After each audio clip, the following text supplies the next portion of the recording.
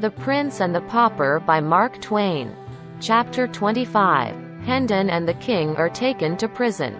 The king sat thinking for a few moments, then looked up and said, "It is strange, very strange. I cannot understand it. What is it that is strange? It is strange that nobody is looking for the king, that no messenger we describing my person. Nobody is worried about the head of the state who is lost." True, my king, I have forgotten," said Miles. "Poor boy, he thought. He still thinks he is the king. But I have a plan that will help us both," the king continued. "I shall write a letter in 3 languages, Latin, Greek and English. You will hurry with it to London tomorrow morning. Give it to my uncle, Lord Hertford. When he sees it, he will know and say that I wrote it. Then he will send for me at once.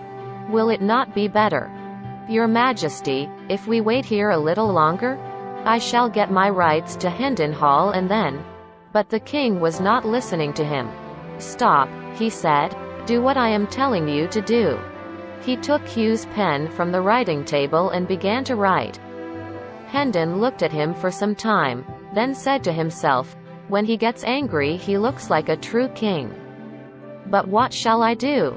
Tomorrow morning he will send me to London with this letter. He imagines that it is written in Latin and Greek." In a few minutes the king handed him the letter which he had written. Hendon took it and put it in his pocket. He did not even look at it. He was thinking of something else. He was thinking of Lady Edith.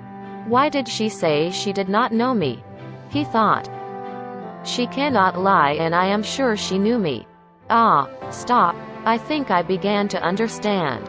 Hugh made her lie. She seemed dead with fear. I must see her.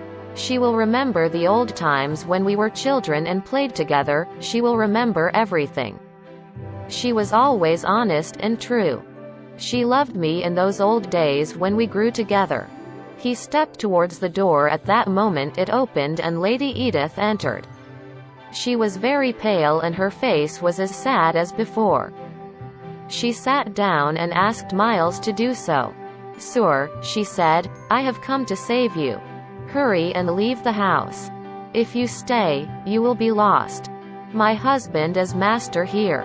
I know what he will do. He will ruin you. I am his master here.